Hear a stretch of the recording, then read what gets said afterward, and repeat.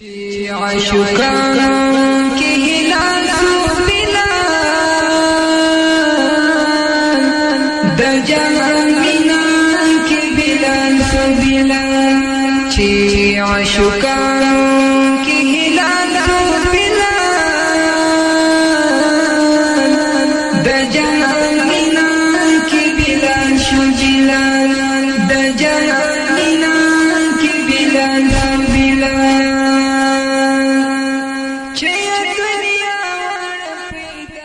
بسم الله الرحمن الرحيم الحمد لله رب العالمين حمد الشاكرين الصلاة والسلام على سيد الأنبياء والمرسلين سيدنا ونبينا وشفيعنا ومولانا محمد وعلى آله وأصحابه الطيبين الطاهرين قدرمن اوریدونکو د ژوند د لارې د خپرونې مینوالو السلام علیکم ورحمة الله وبرکاته. ستاسو روغتیا او خوشحالي د پاک رب نه غواړم په دې هیله چې د صحت او عافیت جامې پر تن ولرئ او خوشحالي مو په برخه وي.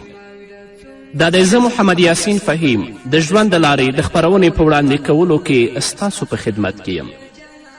زموږ د نن ورځې د خپرونې موضوع بیا هم جنتی صحابه او صحابیات. قدرمنو اوریدونکو، د جنتی صحابهو له جملې څخه یو حضرت سعد بن معاذ رضی الله تعالی عنه دی چې نبی کریم صلی الله علیه وسلم هغه ته په خپل ژوند کې د جنت زیری ورکړی او دا یې ورته ویلی دي چې ای سعده ته جنتي یې. حضرت سعد بن معاذ رضی الله تعالی عنه د حضرت مصعب ابن عمیر رضی الله تعالی عنه په بلنه اسلام ومنه.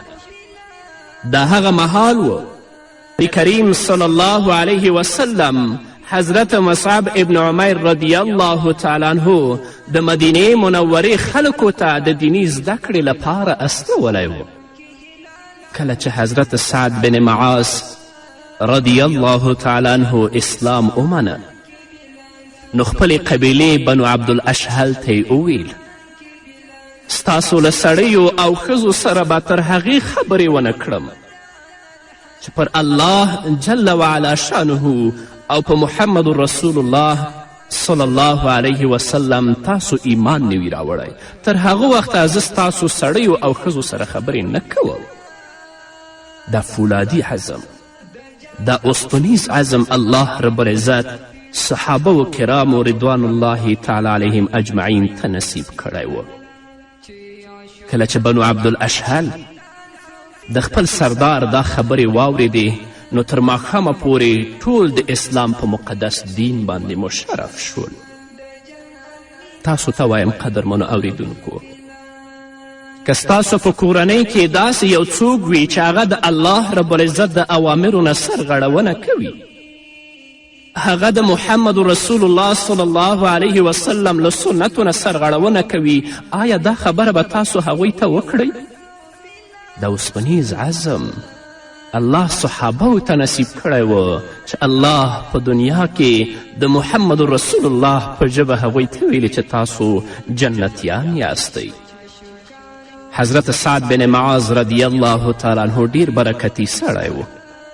د بدر، احد او د خندق په غذاګانو کې برخه اخیستې وه او ډیر واقعات د سیرت کتابونو د حضرت سعد بن معاذ رضی الله تعالی عنه لیکلي دي. کله چې د بدر د جګړې وخت راغی او محمد رسول الله صلی الله علیه وسلم خپل انصار او مهاجر صحابه کرام را جمع کړل نو نبی کریم صلی الله علیه وسلم هغوی ته د قریشو حالات بیان کړل او په دې اړه یې د ټولو نه مشوره وغوښته. لومړی حضرت ابابکر صدیق رضی الله تعالی عنه پورته شو، ډیرې ښې خبرې وکړې. ورپسې امیر المؤمنین عمر فاروق رضی الله تعالی عنه، بیا ورپسې حضرت مقداد رضی الله تعالی عنه، دا هم په خپل وار راپورته شول او خپلې خبرې وکړې. له دې وروسته محمد رسول الله صلی الله علیه وسلم وفرمیل ای خلکو ما ته مشوره راکړئ. د رسول الله صلی الله علیه وسلم اشاره انصارو لور ته وه چې انصار په دې هکله باندې څه وایي، د مدینې منورې خلک په دې هکله باندې څه وایي. حضرت سعد بن معاذ رضی الله تعالی عنه د انصارو په نمایندګي پورته شه او وی فرمیل ای د الله رسوله کیدای شي ستاسو اشاره زموږ طرف ته وي. نبی کریم صلی الله علیه وسلم ورته وفرمیل هو.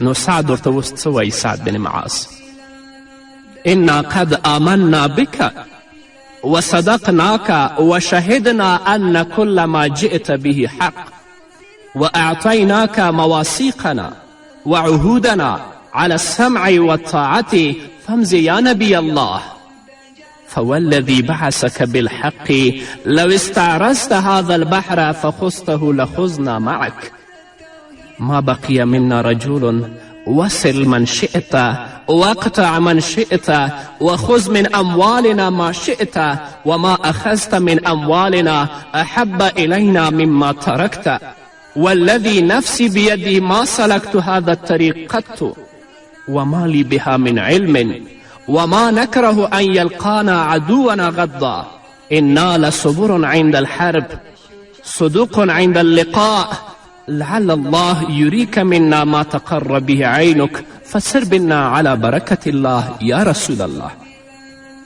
سعد بن معاذ رسول الله صلی الله علیه وسلم ته وایي موږ پر تا ایمان راوړی، ستا تصدیق مو کړی، پر دې مو شاهدي ورکړې چې ستا راوړی دین حق دین دی او په دې خبره مو له تا سره ژمنې او لوزونه کړي چې خبره به دې اورو، ستا خبره به منو. ای د الله رسوله په کوم لورې چې ځې موږ در سره روان یو، په هغه ذات قسم چې ته یې په حقه رالیږلی یې، که ته موږ ته پر بحر د ورپورې وتو حکم وکړې نو په هغه به موږ ورپورې وځو. یو به دې هم له حکم نه سرغړوی ونه کړو، که سبا ته له دښمن سره مخامخ شوې نو موږ به یو هم په شا نه شو او له جګړې به ونه تښتو. سبا چې دې له دښمن سره جګړه ونښته نو هلته به مو صبر او رښتینولي ووینې. هیله ده چې الله رب العزت درته زموږ په لاس هغه کارنامې در اوښي چې ستا سترګې پرې یخې شي. له همدې امله د الله جل جلاله په برکات او رحمت په تکیه کولو سره موږ له تا سره یو. دا د حضرت سعد بن معاذ رضی الله تعالی عنه خبرې وې چې محمد رسول الله صلی الله علیه وسلم ته یې وکړې. د حضرت سعد بن معاذ رضی الله تعالی عنه د دې خبرې په اورېدو سره د محمد رسول الله مبارکه څیره له خوښ وځلېده او وی فرمایل سیروا علی برکة الله وابشروا فإن الله قد وعدني إحدى الطائفتين والله لكأني أنظر الآن إلى مصارع القوم غدا. رسول الله صحابه ته وایي حرکت وکړئ او خوشحاله شئ، بېشکه الله رب العزت را سره د یوې ډلې د رالاندې کولو ژمنه کړې. قسم په الله لکه چې زه سبا ته د دښمن قوم د وژل کېدو ځای په خپلو سترګو وینم او همداسې وشو. الله رب العزت خپله ژمنه پوره کړه او مسلمانانو ته یې په بدر کې بری ور په برخه که. پر دې جګړه کې حضرت سعد بن معاذ رضی الله تعالی عنه ډیرې ښې کارنامې ترسره کړې.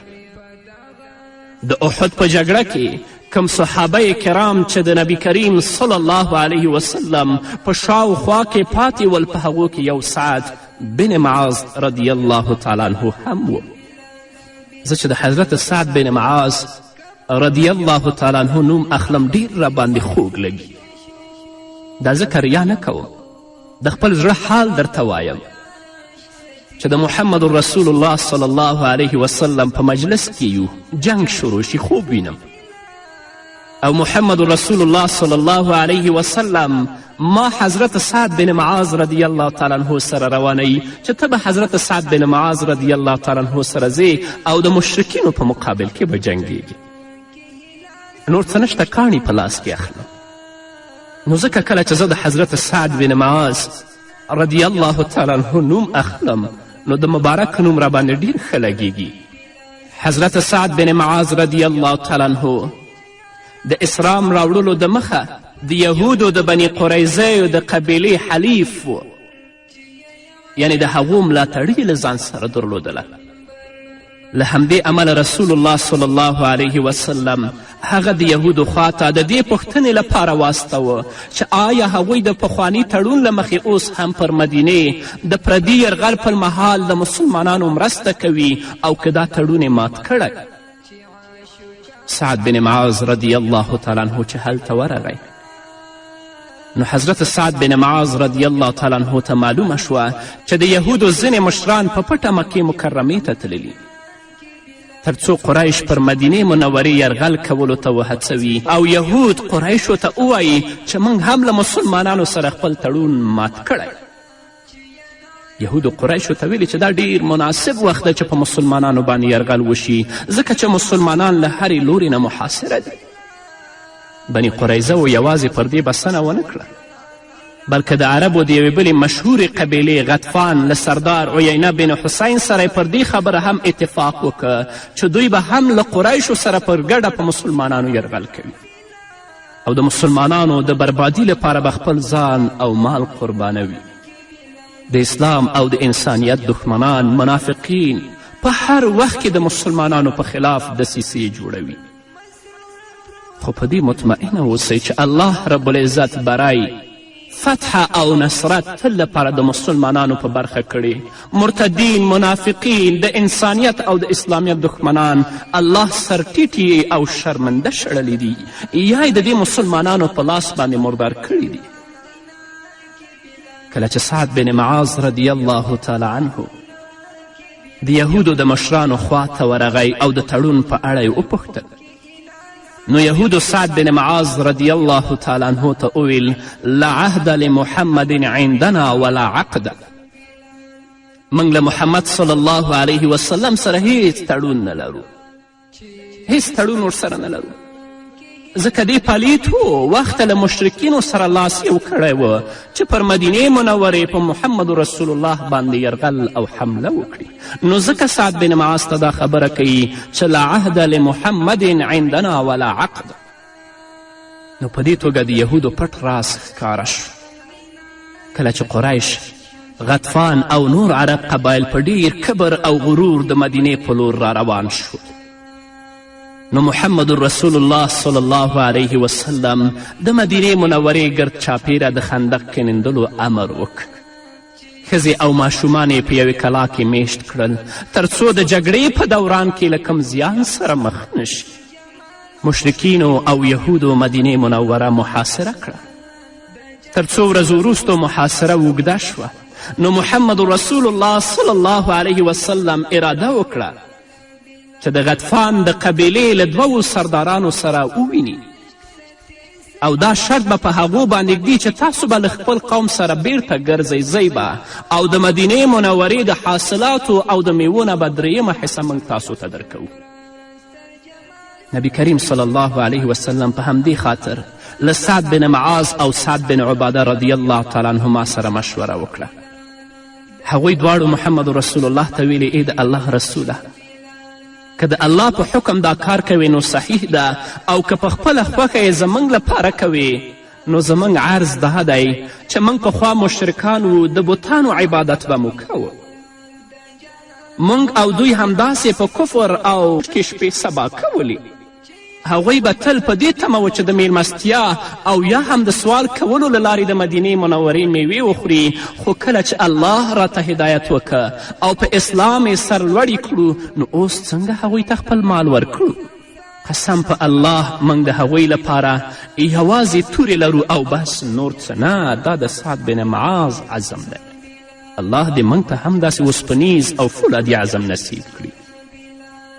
رسول الله صلی الله علیه وسلم د دوی دریز وستایه او وی فرمایل ما دا کار ستاسې د ګټې لپاره کوه ځکه چې ټول عرب ستاسې پر خلاف سره یو شوي دي. اوس چې تاسې اوسپنیز عزم لرئ نو د دښمن په مقابل کې وجنګیږئ الله به ستاسو په لاس باندې ذلیله کوي او الله همداسې وکړل. هغوی داسې زړونه درلودل، داسې ایمان او داسې مینه محمد رسول الله سره درلودله چې رسول الله په دنیا کې ورته وایي چې تاسو جنتیان یاست. دا به واورو قدرمنو اورېدونکو خو د یوې دمې نه وروسته.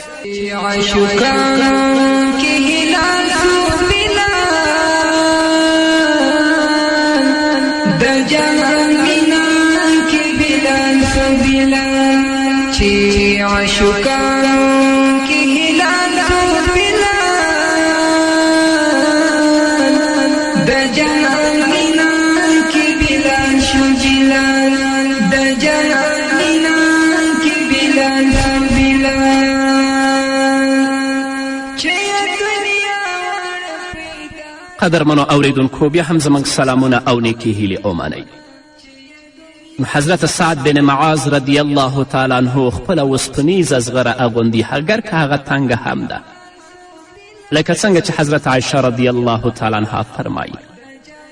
روانیږي او سعد بن معاذ رضی الله تعالی عنه دا دعا کوي: اللهم ان كنت ابقیت من حرب قریش شیئا فابقیني لها فإنه لا قوم أحب إلي أن أقاتل من قوم كذبوا رسول الله وآذوه واخرجوه وإن كانت الحرب قد وزعت أوزارها عنا وعنهم فاجعله لي شهادة ولا تمتني حتى تقر عيني من بني قريظة. ای الله، که د قریشو راتلونکي جنگ ته څوک ژوندي پرېږدي نو ما هم ورته ژوندی پرېږده، ځکه ما ته دا خبره ډیره خوښه ده چې له هغه قوم سره وجنګېږم چې ستا رسول یې ځورولی، د ستا د رسول تکذیب یې کړی او ستا رسول یې له خپل کور ویستلی. که زموږ او د دوی ترمنځ کوم بل جنگ لیکل شوی وي نو ما ته پکې شهادت نصیب کړه او تر هغه وخته پورې راته مرګ مه راوله تر څو چې مې د بنو قریظه د حالت په لیدو سترګې نه وي یخې شوي، ځکه بني قریظه هم د محمد رسول الله صلی الله علیه وسلم سره خیانت کړی. الله رب العزت د سعد بن معاذ دعا قبوله کړه. د دښمنانو په لښکر کې یې ګډوډي خپره شوه. الله رب العزت یې په زړونو کې ویره واچوله.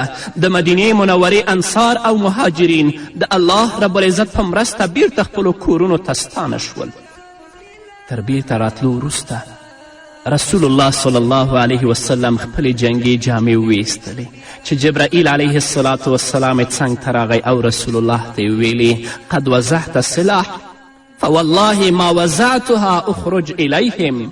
قال رسول الله صلى الله عليه وسلم: فأين؟ قال ها هنا، فأشار إلى بني قريظة.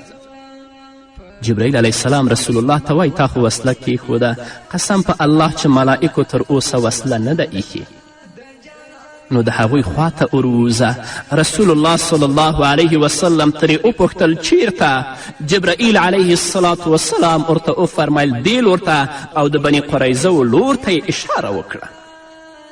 نبی کریم صلی الله علیه وسلم د خپلو مبارکو اصحابو سره د بني قریظه لور ته ورروانیږي. ځینې صحابه کرام ورته وایي چې دلته به منځ وکړو او ځینې صحابه کرام ورته وایي چې په بني قریظو کې به یې کوو. رسول الله صلی الله علیه وسلم د دواړو خبره منلې، یو یې نه دی ملامته کړی.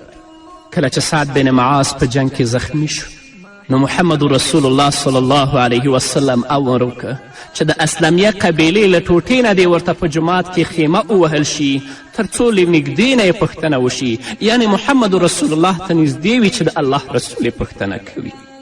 کله چې نبی کریم صلی الله علیه وسلم بني قریظه محاصره کوي نو رسول الله صلی الله علیه وسلم د سیدنا سعد بن معاذ رضی الله تعالی عنه نه مشوره اخلي چې سعد د دوی په هکله باندې څه پریکړه کوي. سعد بن معاذ رضی الله تعالی عنه دا پریکړه کوي چې د هغوی ټول جنگي ځوانان دې ووژل شي او ښځې او ماشومان دې بندیان شي. محمد رسول الله صلی الله علیه وسلم ورته وفرمیل: قضیت بحکم الله. ای سعده، تا د الله رب العزت له پریکړې سره سمه فیصله وکړه. کله چې حضرت سعد بن معاذ رضی الله تعالی عنه زخمی شو، له رګ نه وینه درېدلې وه، خو بیا یې له رګ نه وینه روانه شوه. رسول الله صلی الله علیه وسلم، ابو بکر، حضرت عمر رضی الله تعالی عنهما او نور مسلمانان به یې وخت ناوخت پوښتنې ته ورتلل. ام المؤمنین عایشه رضی الله تعالی عنها فرمایي: قسم په الله زه په دې نه پوهېدم چې ابو بکر ژاړي او که عمر.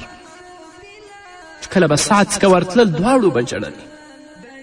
یو صحابي فرمایي کله چې د سعد بن معاذ رضی الله تعالی عنه رګ بیا وچاودېده او وینه ترې جاري شوه نو محمد رسول الله هغه مبارک په خپله غیږ کې ونیوه. دا وخت نو په رسول الله صلی الله علیه وسلم باندې د هغه مبارکه وینه روانه وه. ابابکر صدیق چې کله د حضرت سعد رضی الله تعالی عنه دا حالت ولیده نو په افسوس ویلې واه انکسر ظهراه، افسوس زموږ خو ملا ماته شوه. محمد رسول الله ورته وفرمیل مه غلی شه. کله چې عمر رضی الله تعالی عنه د حضرت سعد بن معاذ رضی الله تعالی عنه حالت ویني وایي انا لله و انا الیه راجعون. او په یو روایت کې دا هم راغلی چې جبرائیل علیه الصلاة والسلام د وریښمینو پګړۍ تړلې وه، د وریښمینو لنګوټۍ پیچلې وه، راغی او وی فرمیل یا محمد من هذا الذي فتحت له ابواب السماء واهتز له العرش. ای محمده دا څوک دی چې د آسمان دروازې ورته پرانستل شوې او عرش ورته وخوځېده، د ده په وفات باندې عرش وخوځېد. کله چې محمد رسول الله صلی الله علیه وسلم د سعد خوا ته ورغی ویې لیدل چې هغه وفات شوی، او کله چې له ښخولو وروسته بیرته راستون شو مبارکه ږیره په اوښکو باندې لمده وه چې د حضرت سعد بن معاذ رضی الله تعالی عنه په فراق کې ژړلې.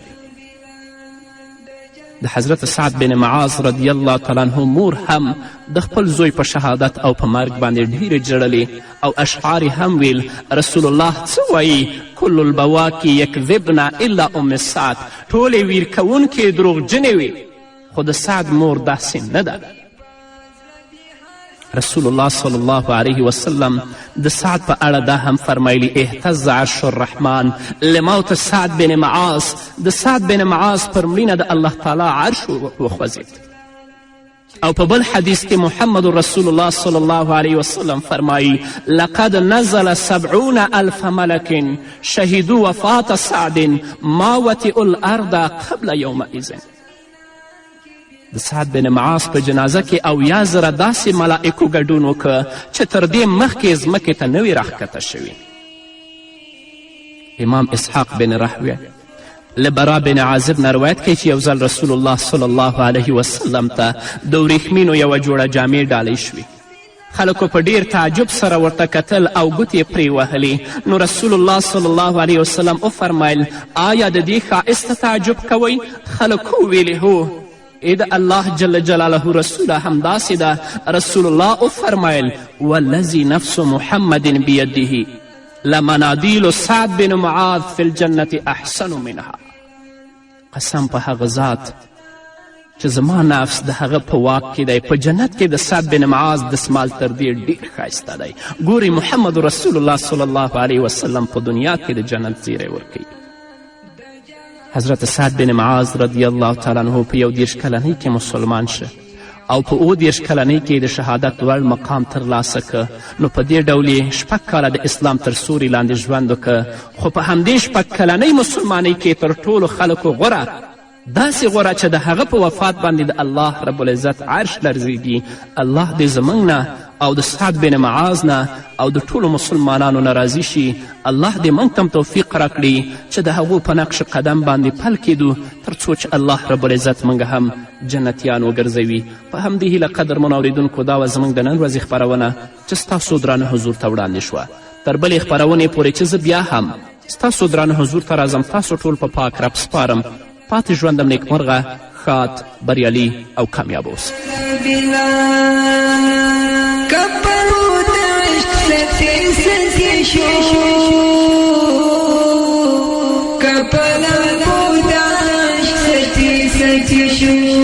خاوند څومره